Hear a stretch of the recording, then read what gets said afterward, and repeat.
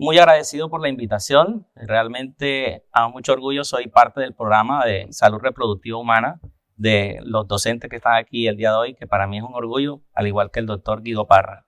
Entonces, me toca un tema que tiene que ver con la fertilidad en la perimenopausia y qué tal si el escenario fuera diferente y lo tuviéramos que revisar como qué pasaría si fuera en el caso del hombre. Realmente hay unos cambios que tienen que ver, es que el hombre no es el que se embaraza, que si bien es cierto hay unos riesgos epigenéticos, no van muy de la mano con la parte biológica.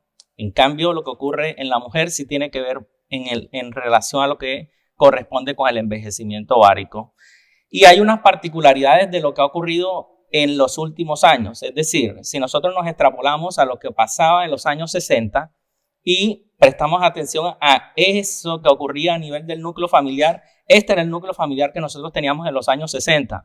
Es decir, nuestras mujeres primero se embarazaban muy temprano y segundo tenían muchos embarazos y eso condicionaba que las mujeres, hay un cálculo que digamos que nos puede predecir que tenían unas 145 menstruaciones en la vida, que quiere decir que las mujeres por lo general o estaban menstruando o estaban lactando y eso reducía ciertos riesgos que tenían que ver directamente con la fertilidad y la parte de la menstruación. Por eso es que hoy en día podemos ver que la mujer o las parejas en general están teniendo menos hijos y en el caso de la mujer, de cierta manera es algo debatible si están más expuestas a las menstruaciones y a las consecuencias que pueden haber para algunas mujeres en relación con las menstruaciones. Entonces, las mujeres hoy en día tienen un condicionamiento diferente a lo que puede pasar dentro de la parte reproductiva, aprovechando de que ya hay mucha de esta información que ya quedó suficientemente clara con mis antecesores.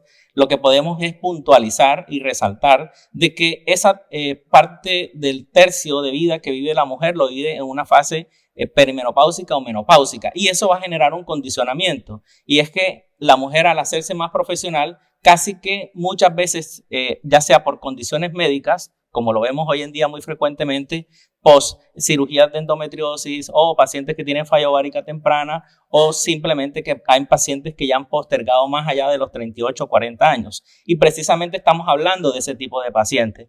El problema es cuando nosotros nos enfrentamos a un tratamiento ya sea anticonceptivo o menopáusico y nos encontramos en lo que es cool ahorita en la consulta. Y es decir que las mujeres dicen, doctor, yo quiero anticoncepción o yo necesito terapia, estoy en una fase perimenopáusica, creo que la tengo, pero yo no quiero saber nada de hormonas. Y nos las ponen bastante difícil a nosotros los médicos, porque ahí sí voy a extraer la última diapositiva que nos dejó el doctor, que tiene que ver cómo toda esta información que nosotros hemos recibido el día de hoy, cómo se la vamos a transmitir a nuestros pacientes, cómo va a estar el convencimiento de esas pacientes que nosotros tenemos, que si nos dejamos llevar, que nosotros ya no somos los principales influenciadores de información médica y que ese espacio lo tenemos que ganar. ¿Para qué? Para que nosotros seamos la primera fuente real y convincente para nuestras pacientes y eviten realmente, digamos que por desconocimiento, perder oportunidades médicas. Cuando yo me enfrento a una paciente que está en perimenopausia o menopausia como tal, yo siempre le pongo el ejemplo de todo lo que ha pasado en la línea o en las aerolíneas. El viajar en los años 20 o en los años 10, ninguno de los que está aquí ha viajado en esa época, pero era un riesgo muy alto que se presentaba cuando uno se montaba en un avión. Y toda la tecnología, todos los protocolos que han pasado en el transcurso de la vida han permitido que ese riesgo hoy en día sea bastante bajo. Y viajar en avión todo el mundo lo hace con tranquilidad. Entonces, lo mismo ha pasado con la terapia de reemplazo hormonal. Si bien es cierto, se empezó por terapias en las cuales se utilizaban manejos médicos de origen animal, después de origen semisintético, después vino el WHI, que yo creo que para todos realmente la forma, el diseño y todo lo que se elaboró ha sido, digamos que uno de los errores médicos en la forma como se dio, de pronto de lo más grande y que ha tenido unas repercusiones todavía al día de hoy muy claras, en las cuales si nosotros preguntáramos y alzáramos la mano aquí en el último mes, ¿quiénes han iniciado por primera vez una terapia de reemplazo hormonal en pacientes? Y realmente el porcentaje sería muy bajo. Y la razón es que hoy en día ningún médico se quiere comprometer con iniciar una terapia de reemplazo hormonal. Y entonces, ¿cómo los convencemos? Entendiendo que hoy en día existen muchas moléculas y este es como un resumen.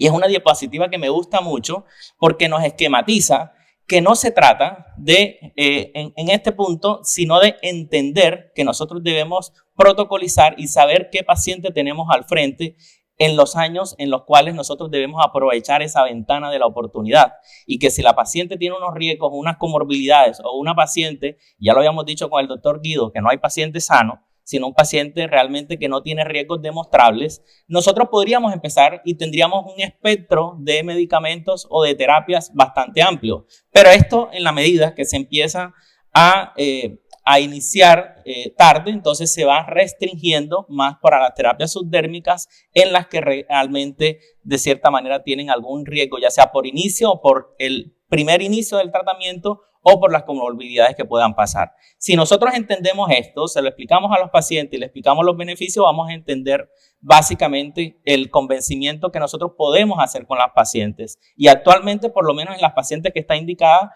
la utilización de este tipo de terapia, cuando está indicada, ha sido aceptada por las pacientes siempre que se busque la forma como convencer al paciente de que realmente se le está brindando una opción. No voy a entrar en definiciones porque esto ya está suficientemente claro. Digamos que estamos hablando de un agotamiento de una función, ya sea quirúrgica, porque el escenario que estamos viendo como perimenopausia, no nos pintemos la paciente entre 38 y 39 años o 40 años, sino que hay muchas pacientes con falla ovárica temprana que también pueden caer en este escenario, que estamos hablando de pacientes entre 29 y 30 años, que en muchos casos de causa genética o de causa quirúrgica pueden también cursar. Entonces, cuando nosotros estamos hablando hoy en día de perimenopausia, no nos imaginemos realmente una paciente de edad, digamos, entre los 40 y 41, si bien es cierto la edad que naturalmente debe ocurrir, el escenario es bastante amplio con lo que está ocurriendo hoy en día. Entonces, en la etapa perimenopausia ya sabemos que hay una falla en la cual va disminuyendo el número de óvulos, hay una FSH que no está de cierta manera frenada por esa inhibina, porque básicamente no tenemos folículos que son los que permiten hacer esa inhibición sobre la FSH, donde termina prolongada y son las que nos producen todos los síntomas climatéricos. Esto es algo más de la fisiopatología que no voy a ahondar mucho ahí. Voy a enfocarme más que todo en la parte que tiene que ver con la parte de fertilidad. ¿Y por qué hago tanto énfasis que en las pacientes, si no se tratan adecuadamente, si no se hace una terapia de reemplazo hormonal, se condiciona también la posibilidad de embarazo? Porque tiene que ver que si las pacientes requieren terapia de reemplazo hormonal y no lo están utilizando, su receptividad a lo largo del tiempo puede afectarse. Nosotros hemos dicho aquí que el útero muchas veces puede nosotros empezar terapia de reemplazo hormonal. La paciente le llegó a la menopausia y tiene 52 años y podemos hacer un ciclo de cierta manera artificial y pueden responder. Pero todos tenemos claro que también ese tipo de paciente que no ha recibido tratamiento, esa respuesta receptiva va a ser mucho menor. Entonces, el primer punto para nosotros prevenir una infertilidad a esta edad y en este escenario tiene que ver mucho con que realmente utilicemos la indicación y utilicemos el tipo de terapia indicada en las pacientes. El otro punto tiene que ver con la edad. Realmente, ¿hasta qué edad podemos permitir? Estamos hablando de pacientes perimenopáusicas, pero a la vez tenemos que considerar las pacientes que entran en menopausia. Y realmente las consideraciones que tenemos es que la ACRM nos permite en una evaluación, digamos, preconcepcional a cierto tipo de pacientes con comorbilidades, permitir que se dé el embarazo hasta los 55 años en las condiciones de salud que se puedan dar en la paciente. Lo que la paciente a veces además quiere es tener 2 transferencias, y eso es donde realmente la parte ética y la parte médica tiene que ser muy clara en lo que se va a conseguir con esta paciente. Entonces, esos puntos tienen que quedar suficientemente claros en qué pacientes desde el punto de vista ético nosotros podemos manejar el condicionamiento. Ahora, 55 años es un parámetro, pero hay pacientes que por sus condiciones médicas a veces de cierta manera lo pueden permitir a una edad mayor. Los riesgos que ya sabemos y que hemos visto por el condicionamiento, pero que aumentan más en las pacientes que no tienen riesgo o que no han iniciado tratamiento de reemplazo hormonal, realmente son mayor riesgo de preeclampsia, diabetes gestacional y parto prematuro. Es decir, si nosotros tenemos una paciente que no ha sido bien manejada, que tiene un cuadro de perimenopausia, además de eso es obesa, además de eso es hipertensa, y la vamos a someter a un embarazo, claro que estamos haciendo una iatrogenia y realmente una complicación en este tipo de pacientes. Tenemos 2 escenarios cuando tenemos para ofrecer un tratamiento desde el punto de vista de fertilidad, y es claro que si la paciente ya se encuentra en menopausia, el tratamiento es ovodonación más preparación endometrial. No es viable el utilizar óvulos propios, pero en la perimenopausia tenemos esa zona, que es esa zona donde estamos cada vez entrando más en las pacientes. Para todo lo que hacemos la parte de fertilidad, hacerle una antimuleriana a la paciente y que nos llegue una antimuleriana por debajo de 1, realmente en la paciente de 32, 35, 36, 37 años, es un reto. Es un reto, ¿por qué? Porque la paciente, aunque la primera opción es la ovodonación, realmente las pacientes quieren hacer todo lo posible para utilizar sus óvulos propios. Realmente lo que nos pone a nosotros es en algún condicionamiento de cuál es la causalidad, y las pacientes prefieren iniciar por lo menos un intento de lo que puedan hacer para obtener óvulos. El punto es qué es lo que realmente le vamos a ofrecer a la paciente con posibilidad de embarazo.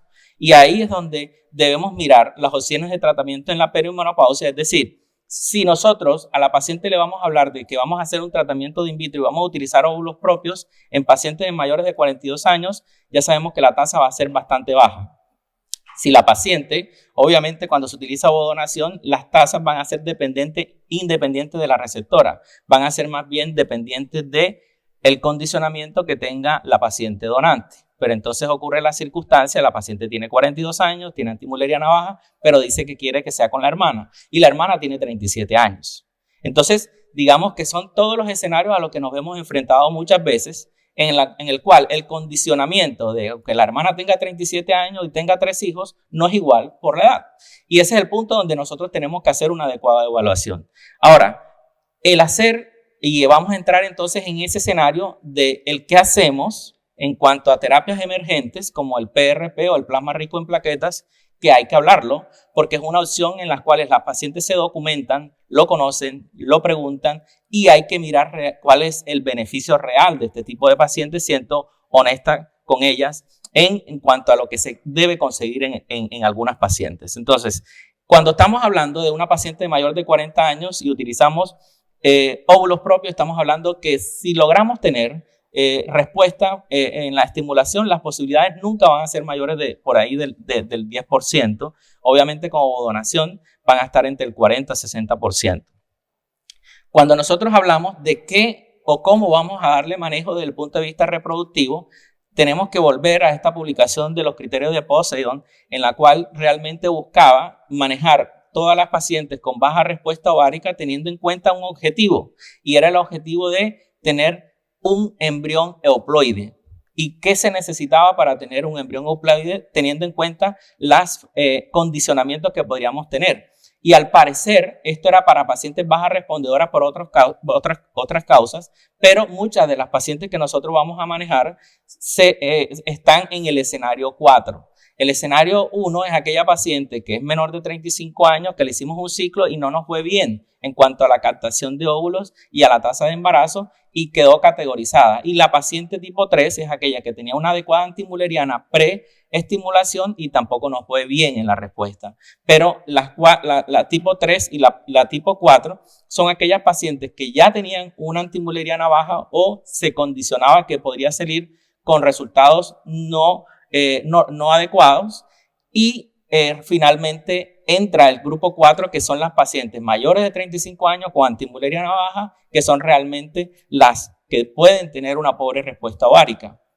Entonces se introduce el concepto del número de ovocitos que nosotros necesitamos para poder obtener un embrión euploide. Entonces ese es el camino que cuando decidimos esa rama, es decir, cuando nosotros tomamos a la paciente y le decimos que vamos a hacerle un in vitro, tiene la edad de 42 años, está en etapa perimenopáusica y tiene una antimuleriana baja, el recorrido no va a ser fácil. ¿Por qué? Porque se debe maximizar el número de ovocitos aspirados, obtener al menos un embrión euploide, es decir, que condiciona idealmente hacer estudios genéticos y disminuir el tiempo, porque si nos demoramos mucho en lograr el embarazo, la antimuleriana que ya tenía baja va a estar peor en 6 meses a 1 año.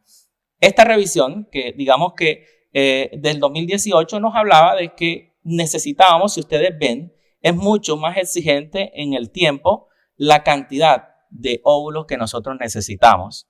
Imagínense lo que tenemos que hacer para obtener esa cantidad de óvulos y esos óvulos poderlos llevar a obtener embriones de tipo euploide. el reto es grande cuando este tipo de pacientes, por eso es que lo importante es a la paciente decirle su primera opción es ovodonación y que dentro de los otros escenarios que la paciente de cierta manera puede entrar y nosotros podemos entrar con ella algunas veces en el manejo, tiene que ver la claridad de los resultados que podamos obtener. Y dentro de las estrategias está aumentar dosis, en las pacientes utilizar una mezcla de relación con LH y adicionalmente hacer un desarrollo asincrónico, pero una de las cosas con las que finalmente por tiempo voy a avanzar acá era sobre el duostin, el doble estímulo que se hacía con las pacientes para obtener un número de óvulos, sobre todo porque estábamos hablando, particularmente acá en Barranquilla, vienen muchas pacientes del exterior a hacer un ciclo en el cual realmente en este tipo de pacientes hay que ser lo más eficiente en el tiempo. Entonces, una de las opciones que algunas veces se pueden adoptar es hacer un doble estímulo en este tipo de pacientes, buscando que podamos obtener mayor cantidad de óvulos y realmente lo que se trata es hacer un primer ciclo, inclusive los folículos pequeños que en esa primera aspiración queden, dejarlos, hacer una segunda estimulación posterior a esa aspiración y aspirarlos en fase lútea. La pregunta es, ¿cómo nos va obteniendo embriones en fase folicular y en fase lútea posteriormente en un segundo ciclo? Realmente las conclusiones que nos dan en este tipo de revisión básicamente era que el desarrollo era muy similar entre la obtención de óvulos en una fase folicular y una fase lútea. Por lo tanto, en este tipo de pacientes, ofrecer un doble estímulo para en un tiempo corto determinar si podemos obtener óvulos y que estos óvulos nos lleven a un condicionamiento, tener embriones haploides sería lo ideal. Lo difícil es precisamente eso, llevar o obtener óvulos euploides en las pacientes. ¿Por qué? Porque muchas veces vemos la antimuleriana baja, pero decimos, pero le vemos folículos. Y realmente cuando nosotros vamos a obtener esos óvulos y vamos a obtener embriones, la respuesta no es la más adecuada. Finalmente, hay otras alternativas que se pueden dar, pero siguiéndonos a lo más real, lo que algunas veces, y lo hemos manejado, es la aplicación de lo que se conoce o se mal llama rejuvenecimiento ovárico, pero realmente ese no debería ser el término debería ser una reactivación a nivel ovocitaria. Si nosotros conocemos y recordamos el ciclo ovárico, podríamos entender que las plaquetas, principalmente el componente de los factores de crecimiento que se encuentran allí, se toman así como hay unas indicaciones a nivel dermatológico, a nivel de traumatología, medicina regenerativa. El ovario también es una opción en este tipo de tratamientos. ¿Y por qué es una opción? Porque algunas veces este tipo de pacientes, a través de la respuesta que pueda darse en la colocación de factores de crecimiento a nivel ovárico, pueden permitir, y en esta revisión que hay una del 2020 y una del 2022, lo que nos dicen es que la hipótesis, y que es un estudio que se puede decir que está en medio ensayo, pero ya no está en ensayo porque algunas clínicas lo tienen protocolizado, más bien lo que falta es mostrar más evidencia y ojalá fuera un motivo de estudio en las diferentes unidades de acá de Colombia, y es demostrar lo que en esta revisión, se encontraba era que si nosotros tenemos que las células a nivel antrales, hacemos una activación con los factores de crecimiento, hay dos inconvenientes y es cuando le hacemos la antimuleriana de control, la FSH de control. ¿Por qué? Porque lo que hemos encontrado es que si tú le haces una antimuleriana a las 6 semanas, probablemente esa antimuleriana siga igual o pueda hasta bajar algunas veces. Entonces tenemos un tiempo que se condiciona a unos 3 meses para nosotros poder determinar en esa paciente como un tratamiento previo a la estimulación en ese tipo de pacientes para poder observar si aumenta la AMH, si disminuye los niveles de FSH y de cierta manera el recuento folicular podría aumentar. En la práctica, muchas veces los tiempos en el cual nosotros aplicamos el PRP y comenzamos a estimular son los de mayor limitación. ¿Por qué? Porque cuando nosotros activamos, recordemos el ciclo que hacen normalmente los óvulos de 72 días y nosotros estamos haciendo esa reactivación sobre el set que está en ese tiempo, podría pasarse ese tiempo y el efecto podría perderse.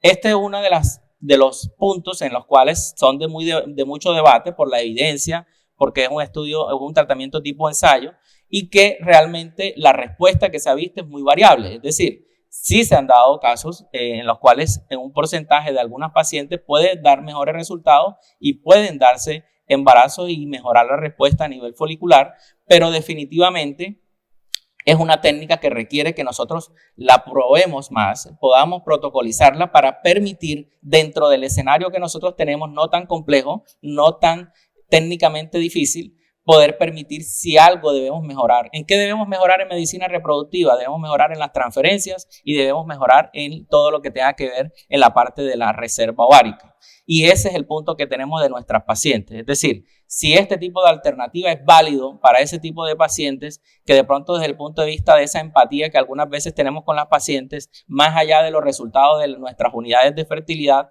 podamos darle a ese tipo de pacientes para poder mejorar sus resultados. Entonces, la perimenopausia limita la fertilidad natural.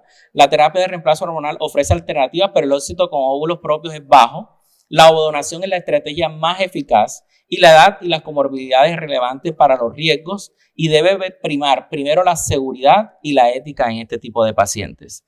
No quiero despedir, digamos, esta conferencia sin antes aprovechar yo como egresado y exalumno del Fellow de Salud Reproductiva Humana, darle un agradecimiento y por todas las enseñanzas que se han dado acá de la doctora Ivonne Díaz, del doctor Jimmy Castañeda, que han sido docentes míos acá, y el doctor Guido Parra acá en la ciudad de Barranquilla, a los cuales estoy muy agradecido por todos los conocimientos. Gracias.